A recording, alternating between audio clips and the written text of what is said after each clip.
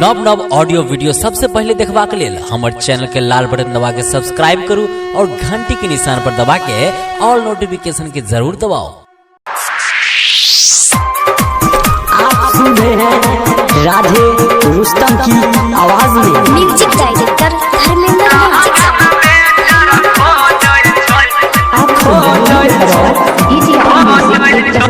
ये सखी भतरा मिलल राइटर लहंगा में मेटर खोजै छै। ये सखी भतरा मिलल राइटर लहंगा में मेटर खोजै छै। मेटर खोजै छै सामान बेटर खोजै छै। ये सखी मिलल भतरा राइटर लहंगा में मेटर खोजै छै। ये सखी मिलल भतरा राइटर लहंगा में मेटर खोजै छै। अहाँ सुन रहल छी राधे रुस्तम के आवाज में म्यूजिक डायरेक्टर आप सुन रहे हैं घर में रहे छै हरदम घुसल सोचैत जाय छै सुखल गै सखी जाय छै उ तऽ सुखल।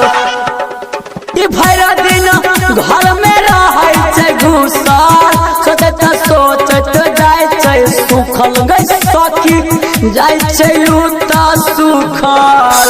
ई हरदम उठबै छै सेटर लहंगा में मेटर खोजै छै।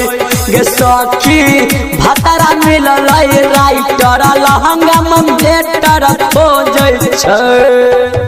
अहाँ सुन रहल छी राधे रुस्तम के आवाज में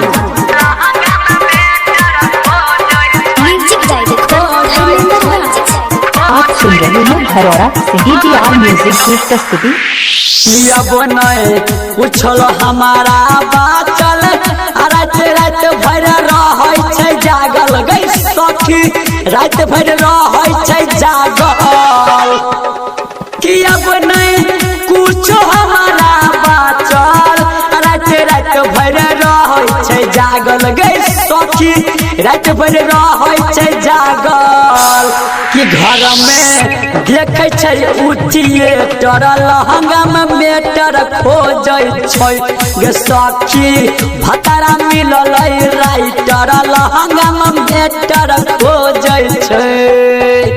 अहाँ सुन रहल छी राधे रुस्तम के आवाज में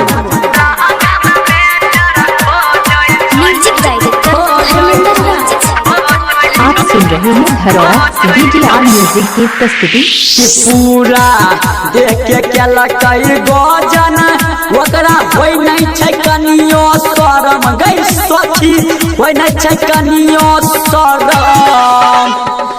कि पूरा देख के केलकै गजन ओकरा होय नहीं छै कनियो शरम गै सखी होय नहीं छै कनियो शरम।